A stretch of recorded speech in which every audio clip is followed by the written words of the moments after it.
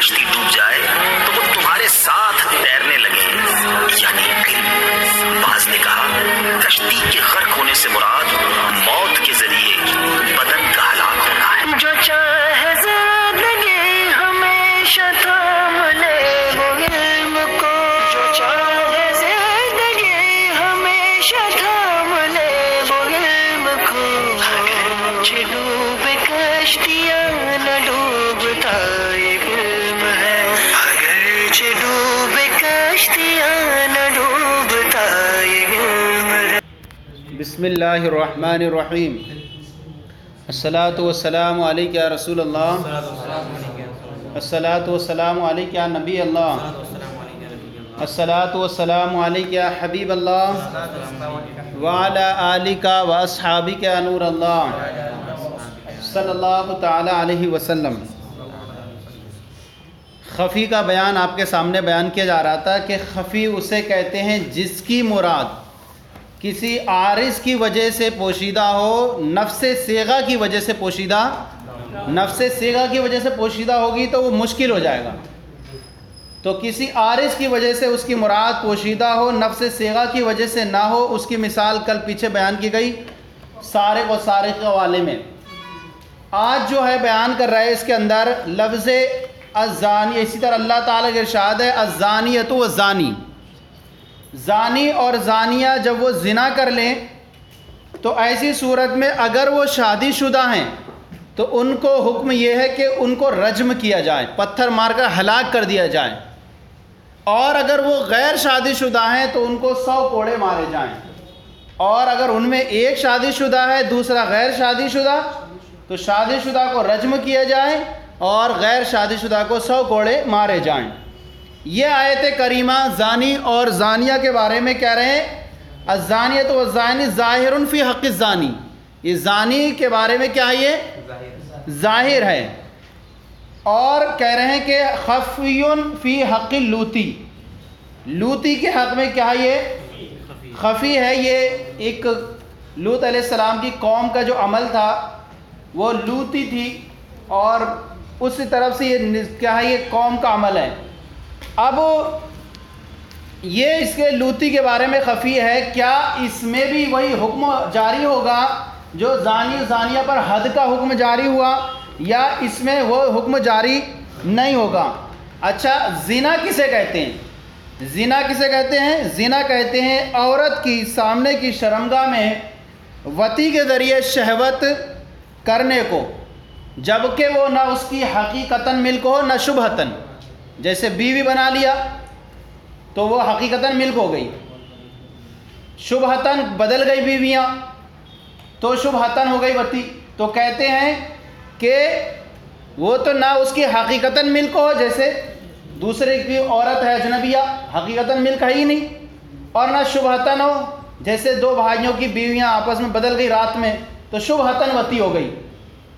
تو کہتے ہیں زنا اسے کہتے ہیں کہ عورت کی سامنے کی شرمگاہ میں قضائے شہوت پوری کرنا، جبکہ وہ عورت نہ اس کی ملک ہو حقیقتاً اور نہ شبہتاً ہو۔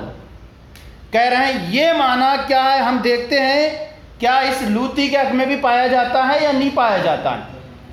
تو کہہ رہے ہیں کہ یہ معنی زانی اور زانیہ کا جو معنی ہے اغلام باز، لڑکوں سے لواطت کرنا، یہ اس کے اندر جو ہیں خفی ہیں۔ اب خفی ہیں اس کے اندر، تو یہاں یہ دیکھا جائے گا کہ اس پر حد جاری ہوگی یا نہیں ہوگی۔ تو یہاں ایک بات یاد رکھ لیں کہ اگر جو پہلے میں معنی پایا جا رہا تھا، اگر خفی والے میں بھی وہی سیم معنی پایا جائے تو حکم وہی جاری ہوگا، اور اگر اس کے اندر معنی میں کمی ہو جائے پہلے سے مقابلے میں تو وہ حکم جاری نہیں ہوگا۔ تو ہمیں پہلے کیا کرنا ہے، حتیٰ خفی کے اندر کیا ہوگا، طلب کرنا پڑتا ہے، طلب کرنا پڑتا ہے کہ وہ معنی پہلے میں جو پایا جا رہا تھا وہ اس میں پایا جاتا ہے کہ نہیں۔ اور خفی میں چونکہ یہ امر کیوں ہوا، یہ خفا کیوں ہے، ایک امر عارض کی وجہ سے ہے کہ اغلام باز کو عرف میں جو ہے زانی نہیں کہا جاتا ہے، بلکہ اسے لوتی کا نام دیا جاتا ہے عرف عام میں، اور پتہ ہے کہ ناموں کا اختلاف جو ہے معنی میں اختلاف پیدا کرتا ہے۔ کیا ہے؟ معنی میں اختلاف پیدا کرتا ہے، لہذا تلاش کرنا پڑے گا کہ کیا تلاش و جستجو کے بعد پتہ چلا کہ اس کے معنی میں خفا ہے اور جو زانی والے میں نہیں ہے، تو اب کہیں گے کہ اس کے اندر کیا وہ معنی پائے جا رہے ہیں یا نہیں؟ تو ہم کہیں گے کہ یہاں پر ہم معنی غور کرتے ہیں تو پتہ چلا کہ زنا کے جو ہیں، زنا کے معنی دو جز ہیں، زنا کے معنی کے دو جز ہیں۔ ایک تو یہ ہے کہ سامنے کی شرمگاہ میں قضاء شہوت ہو، اور دوسرا جو ہے غیر کی ملک میں ہو۔ کیا ہو؟ زنا کسے کہیں گے؟ زنا کا صدور کب ہوگا؟ سامنے کی شرمگاہ میں ہو اور دوسرے کی ملک میں ہو۔ لیکن ہم نے یہی معنی دیکھا لواطت کے اندر، تو لواطت کے اندر ایک معنی پایا جا رہا ہے، دوسرا فوت ہو گیا، دوسرا فوت ہو گیا۔ غیر کی ملک میں تو ہو رہا ہے لیکن سامنے کی شرمگاہ میں نہیں ہو رہا ہے، بلکہ دبر میں ہو رہا ہے، کہیں گے پیچھے کے مقام میں ہو رہا ہے۔ تو اب یہ معنی جو ہے لواطت کے اندر نہیں پایا گیا، وہاں ایک جز فوت ہو گیا، تو گویا کہ یہ کیا ہو گیا، اس کے اندر معنی میں کمی پائی گئی جو زنا کے معنی میں پائی جا رہی تھی۔ سمجھ آ گیا نہیں؟ زنا کے معنی میں دو جز تھے، یہاں صرف ایک ہوا، کون سا؟ غیر کی ملک میں، اور کون سا؟ سامنے کی شرمگاہ والا۔ یہ فوت ہو گیا، یہاں جب فوت ہو گیا تو اس کے معنی میں کمی ہو گئی جو زانی کے معنی میں تھی، تو جب معنی میں کمی ہو گئی تو لہٰذا امام حد جاری نہیں ہوگی امام اعظم کے نزدیک، اس پر کیا ہوگی؟ حد جاری نہیں ہوگی۔ اور ایسی صورت میں اچھا دوسری بات یہ کہ لواطت میں، زنا میں جو ہوتی ہے، زانی اور زانیہ دونوں کو کمال شہوت ہوتی ہے، مزہ دونوں کا آتا ہے، زانی اور زانیہ دونوں کو کمال شہوت ہوتی ہے۔ لیکن لواطت میں یا تو مفعول کو ہوتا ہی نہیں ہے یا ہوتا ہے تو کم ہوتا ہے۔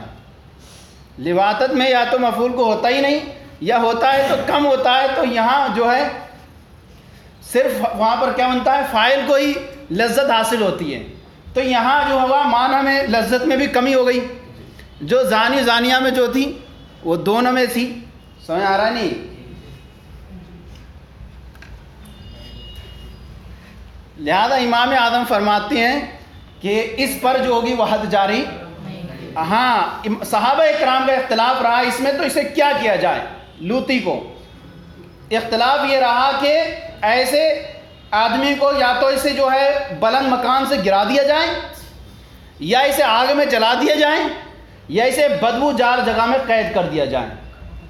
صحیح ہے نہیں؟ اس پر یہ حکم ہوگا، لیکن وہ والا حکم جو ہوگا وہ نہیں لگے گا۔ امام اعظم کے نزدیک یہ ہوگا، صحیح ہے نہیں؟ کوڑے والا حکم اس پر لیکن نہیں لگے گا۔ لیکن صاحبین فرماتے ہیں، یعنی امام محمد اور امام یوسف فرماتے ہیں کہ اغلام باز کا نام علیحدہ ہونا، اغلام باز کا نام علیحدہ رکھنا، اس کے اندر معنی زیا کی زیادتی ہے۔ ان کے اندر معنی زنا کی زیادتی ہے اور ان کے اندر معنی زنا کی کمی ہے۔ تو امام اعظم کے نزدیک معنی زنا کی کمی ہو گئی، اس لیے جو ہے اس پر حد جاری نہیں ہوگی۔ صاحبین کے نزدیک اغلام باز کا معنی الگ رکھنا، اس کے معنی میں زنا کے مقابلے میں زیادتی ہے۔ کیسے زیادتی ہے؟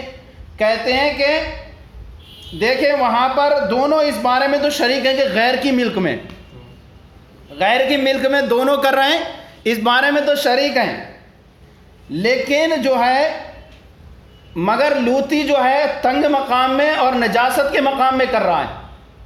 موضع حرس ہے، موضع حرس نہیں ہے، موضع فرس ہے۔ وہ موضع حرس کھیتی کا مقام جو ہے وہ اگلا مقام ہوتا ہے، یہ تنگ مقام میں اور گندگی کے مقام میں کر رہا ہے، اس لیے اس کے معنی میں جو ہو گئی وہ شدت ہو گئی کس کے مقابلے میں؟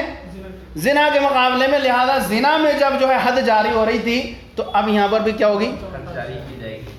سمجھ آ گیا نہیں؟ امام صاحبین کے نزدیک اس بارے میں تو دونوں مشترک ہیں کہ غیر ملک میں کر رہے، لیکن یہ کیا کر رہا ہے؟ لوطی تنگ مقام اور مقام نجاست میں کر رہا ہے، اس لیے جو ہے اس کا جرم زنا سے بڑھ کر ہے اور لہذا اس پر بھی کیا ہوگی؟ حد جاری ہوگی۔ سمجھ آ گیا؟ اسی طرح اگر کوئی صلبی بیٹی سے زنا کر لے، اپنی سگی بیٹی سے، یا کوئی اپنی قابل مشتہات شہوت کو پہنچی ہوئی ہے بیٹی، اس کو بیوی سمجھ کر اگر چھو لیتا ہے تو وہ بیوی اس پر ہمیشہ حرام ہو جائے گی۔ کیا ہو جائے گی؟ حرام ہو جائے گی۔ اسی طرح اگر ساس کو شہوت سے چھو لیا تو بیوی حرام ہو جائے گی۔ بیوی اور شوہر سوئے ہوئے تھے اور سامنے میں جو ہے لڑکا بھی سویا ہوا تھا قریب میں، عورت نے جو ہے شہوت کی نیت سے مرد کو ہاتھ لگایا، دھوکے میں اپنے بیٹے پر ہاتھ پہنچ گیا تو شوہر اس کے لیے ہمیشہ کے لیے حرام ہو گیا۔ بیوی اور لڑکی سوئی ہوئی تھی جو قابل مشتہات تھی، شہوت کے لائق تھی، 9 سال ہو جاتی عمر قابل مشتہات، تو اب وہ لڑکی پر ہاتھ لگ گیا دھوکے میں، بیوی پر نہیں لگا، تو اب بیوی اس شوہر کے لیے ہمیشہ کے لیے حرام ہو جائے گی۔ سمجھ آ گیا مسئلہ؟ الزانیۃ والزانی، اسی طرح اللہ تعالیٰ کے شاہ زانی اور زانی، زانیہ اور زانی، ظاہر فی حق الزانی، یہ آیت کریمہ ظاہر ہے زانی کے حق میں، خفی فی حق اللوتی، لوتی کے حق میں خفی ہے، بس اتنا تھا۔ اور اس کی جو ہے ہم نے کیا کیا، طلب کی جائے گی معنی کو، پھر دیکھا جائے گا کہ وہ معنی جو زانی کے حق میں پائے جا رہے تھے کیا اس میں بھی پائے جا رہے ہیں۔ اگر ذاتی کے ساتھ پائے جائیں گے تو وہی حکم لگائیں گے، اور اگر کمی کے ساتھ پائے جائیں گے تو اس میں حکم وہ نہیں ہوگا جو زانی کا تھا۔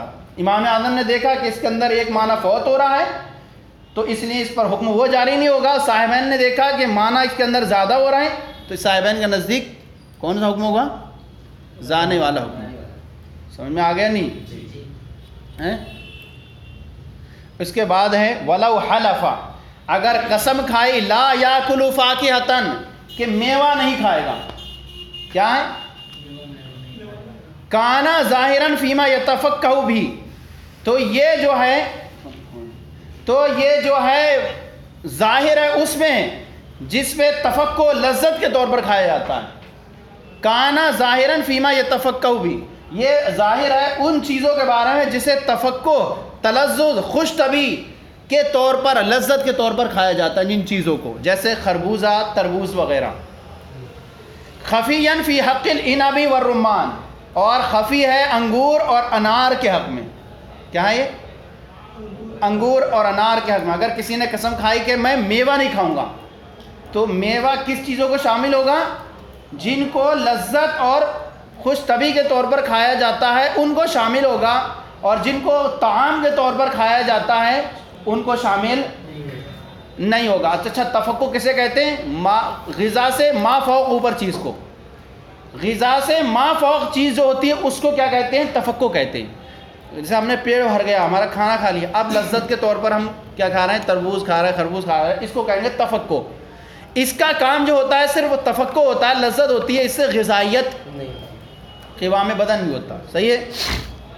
تو کہہ رہے ہیں اگر کسی نے قسم کھائی کہ میں میوہ نہیں کھاؤں گا تو ایسی صورت میں انگور، تو یہ تربوز اور خربوزہ کھانے سے تو حانث ہو جائے گا، لیکن انگور اور انار کو کھانے کے بارے میں خفی ہے، تو کیا ان کو کھانے سے بھی حانث ہوگا کہ نہیں ہوگا؟